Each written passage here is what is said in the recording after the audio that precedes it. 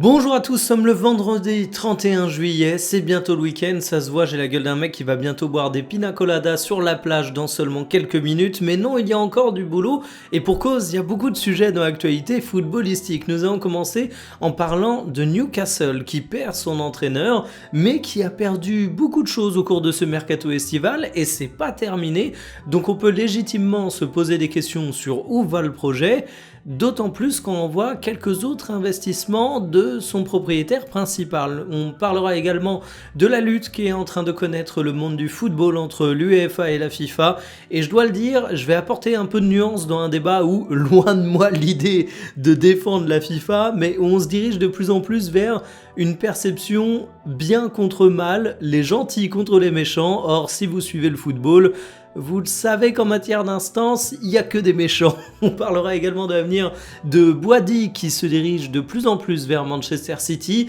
de Stones qui quitte l'Angleterre, et pour moi c'est limite une anomalie, je vous expliquerai pourquoi.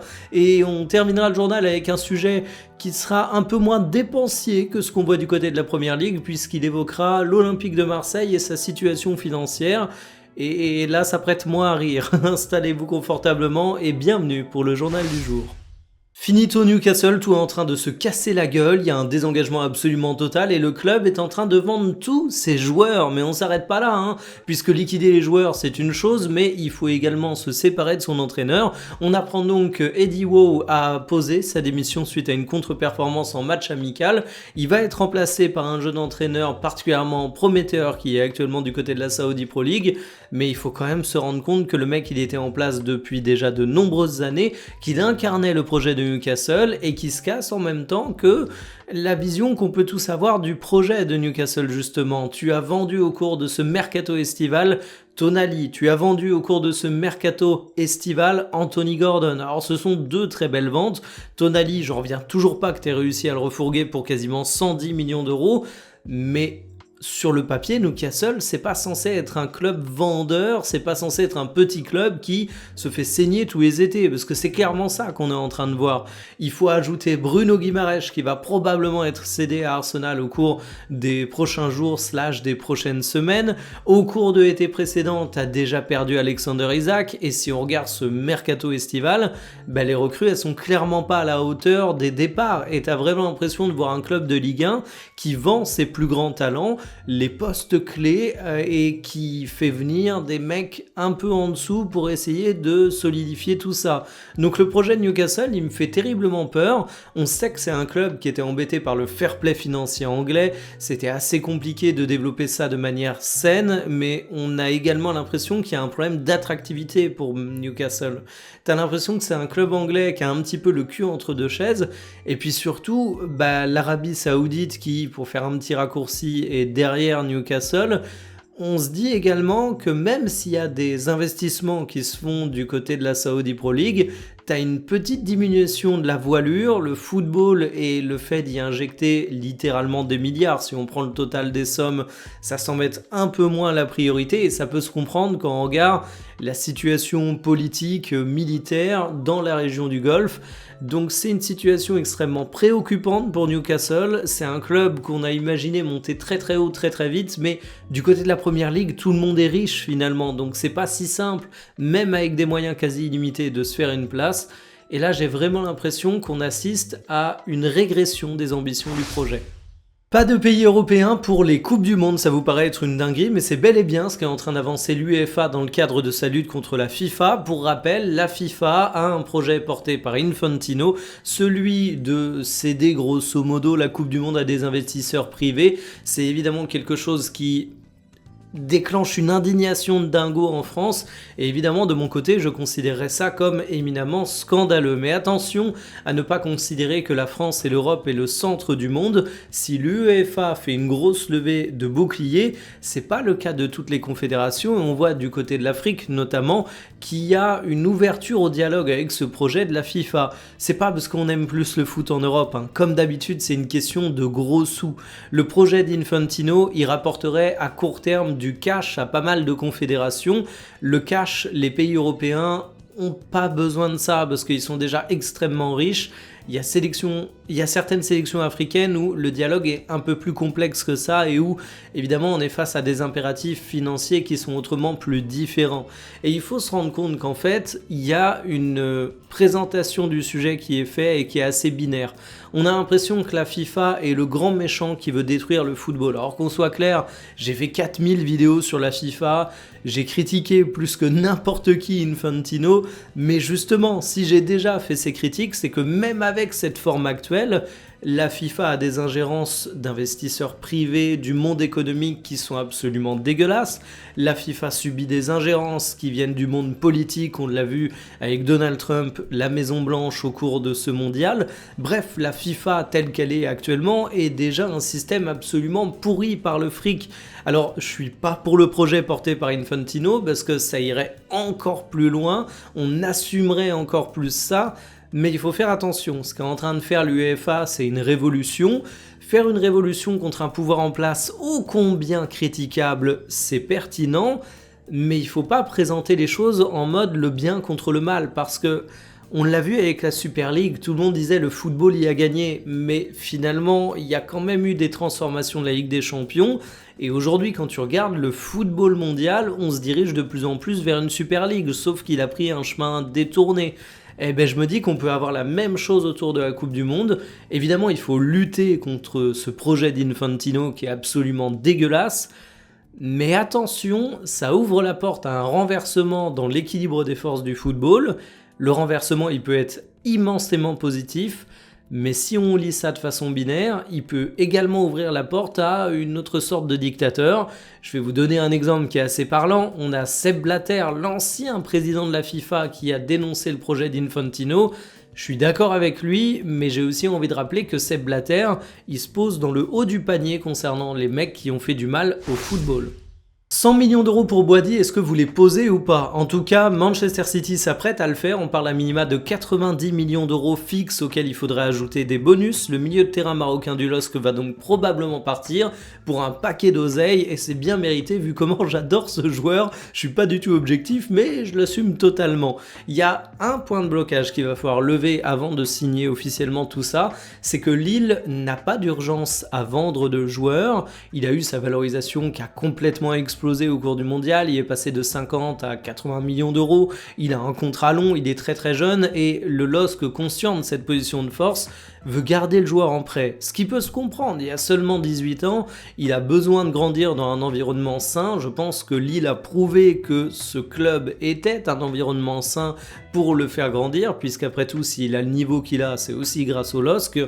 Et ça, Manchester City est pas trop d'accord. Ils aimeraient incorporer tout de suite le joueur au milieu de terrain et il va falloir trouver un terrain d'entente. Mais là où c'est extrêmement intéressant, c'est quand on analyse un petit peu le cas Boadi. 100 millions d'euros, ça apparaît complètement fou vu le niveau actuel du joueur. Alors j'adore Boadi, je suis le premier à le défendre, mais factuellement, il n'a pas encore le niveau pour s'imposer sans débat du côté de Manchester City. Ce que tu vas payer en mettant 100 millions d'euros dessus, c'est le potentiel absolument incroyable du joueur. Et justement, quand tu achètes un potentiel plus qu'un niveau immédiat, quand tu achètes un joueur qui a 18 ans, avec tout ce que ça inclut, quand à cet âge-là, tu es obligé de changer de vie, de payer, que tu as la pression d'un gros transfert, je trouverais pas ça idiot de laisser le joueur en prêt dans son club d'origine.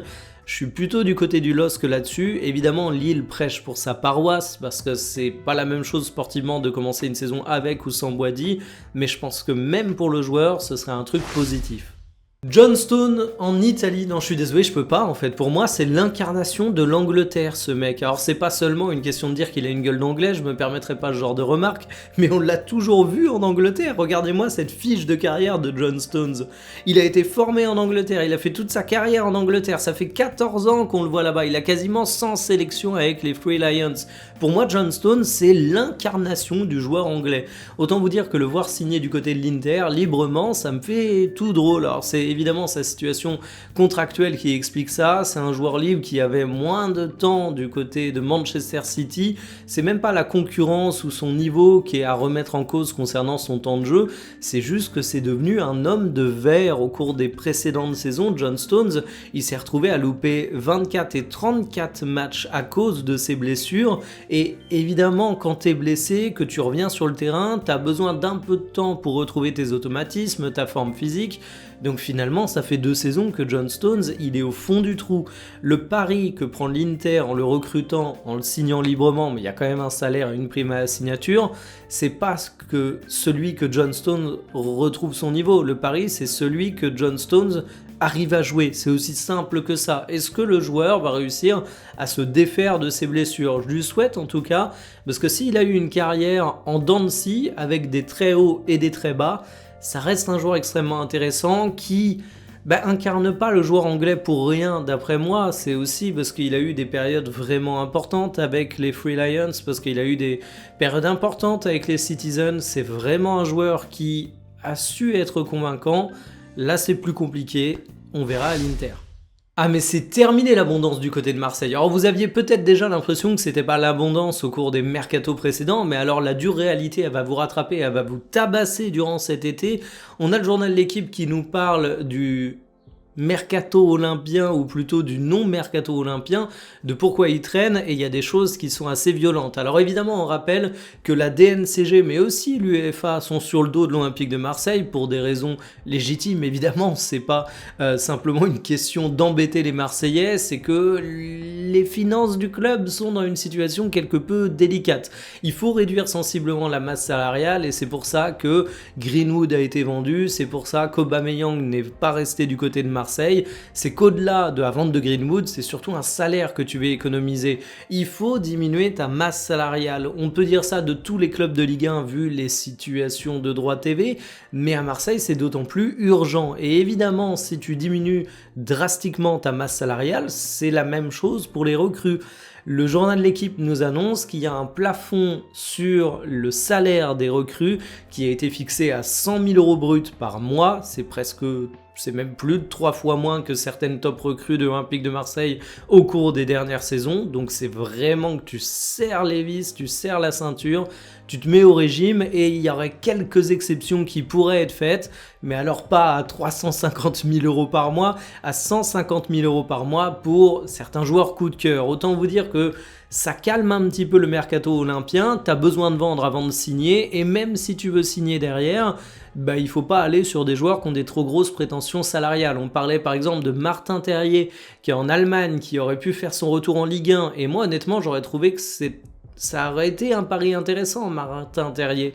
C'est un joueur qui n'a pas forcément explosé comme on l'espérait avec son départ du Stade Rennais, mais de retour en Ligue 1, il aurait pu faire de bonnes choses, sauf que le plafond à 100 000 / 150 000 bruts mensuels, ça complique un petit peu le dossier.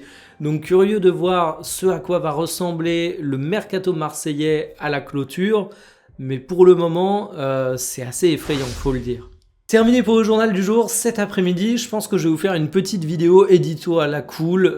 J'ai 2-3 techs que j'ai bien envie de balancer, et vous l'avez peut-être remarqué, j'ai changé un peu le style de vignette. Je pense que je vais essayer de faire des vignettes un peu dans le style Régé le gorilla, parce que c'est vraiment, pour moi, c'est lui qui fait ses vignettes où tu vois d'un côté sa gueule et de l'autre côté l'affiche du film avec un titre textuel par-dessus ça. C'est un style de vignette que j'aime bien, je vais être honnête avec vous, je pense que c'est un style de vignette qui fonctionne bien également.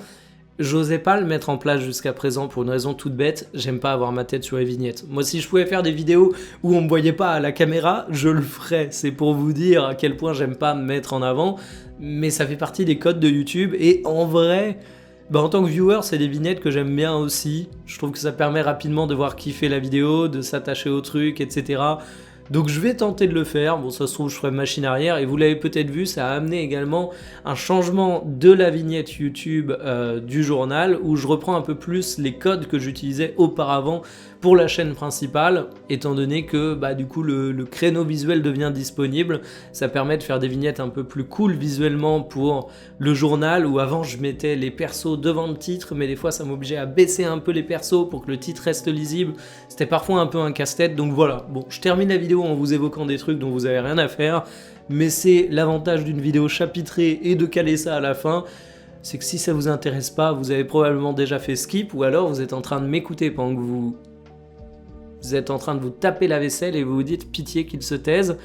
Ok, je me tais. À tout à l'heure. Salut.